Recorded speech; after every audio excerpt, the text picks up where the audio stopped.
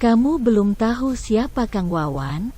Sini aku kasih tahu. Ini dia gambar orangnya. Namanya Wawan. Beliau anak ketiga dari 5 bersaudara yang lahir di Desa Wanasari, Kecamatan Naringgul, Kabupaten Cianjur, tepatnya di Kampung Cipait, Kedusunan Ciloa. Dari seorang ibu bernama Enih binti Suhdi dan ayah bernama Dama bin Atmaja.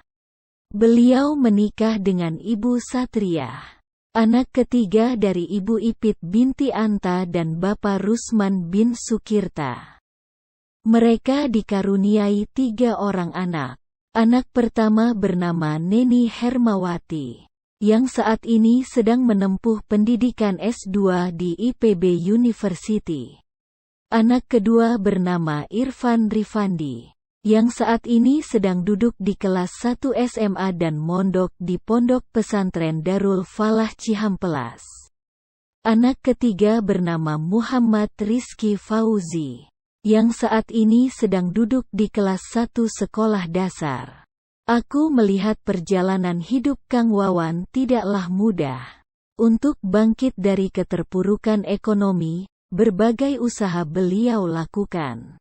Mulai dari bekerja sebagai petani, menyadap gula aren, jadi pedagang keliling, bahkan menebang pohon di hutan pun beliau lakukan.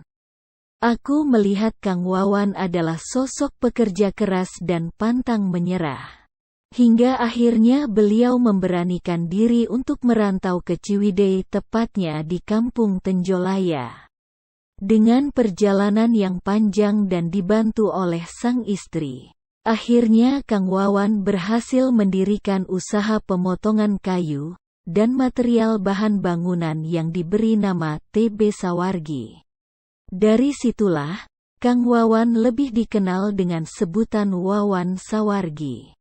Sukses menjadi pengusaha kayu yang menghimpun kayu dari berbagai kota seperti Cianjur, Sukabumi, Tasik, bahkan dari Lampung. Kang Wawan menyadari bahwa fitrah manusia sesungguhnya adalah bermanfaat bagi sesama. Oleh karena itu beliau mulai aktif di masyarakat dan banyak berkontribusi untuk lingkungan.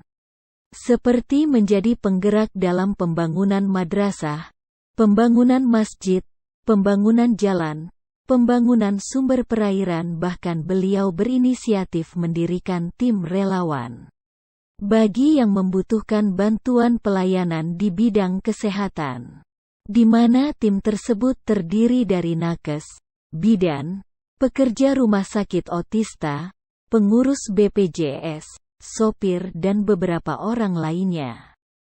Tim relawan Kang Wawan tidak hanya membantu di lingkup Tenjolaya, tetapi siapa saja yang memerlukan bantuan. Termasuk beberapa di antaranya pasien dari Desa Wanasari dan sekitarnya. Tidak sampai di situ saja, Kang Wawan juga ikut terlibat dalam mensukseskan Pilkades Tenjolaya dan Pilkada Kabupaten Bandung.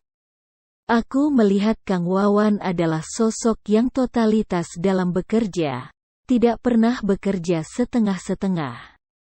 Aku sering melihat beliau bekerja hingga larut malam hanya untuk membangun sarana dan prasarana umum, atau hanya sekedar mengantar pasien ke rumah sakit. Kang Wawan tidak pernah mengeluh, tidak peduli seberapa besar tenaga dan materi yang harus beliau keluarkan. Karena bagi Kang Wawan bisa membantu banyak orang adalah sumber kebahagiaan.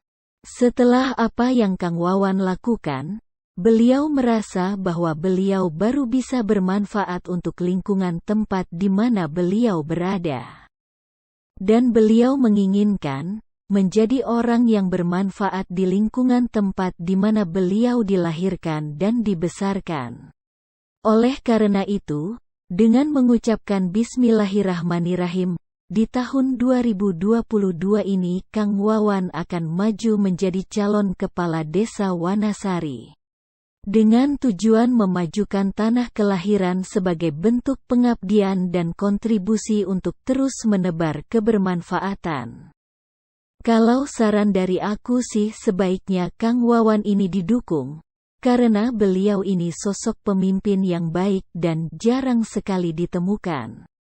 Sudah ya, itu saja yang aku tahu tentang Kang Wawan. Pokoknya beliau adalah sosok pemimpin yang baik. Gimana, apakah sekarang sudah mengenal sosok Kang Wawan? Kalau belum silahkan diulang saja videonya ya.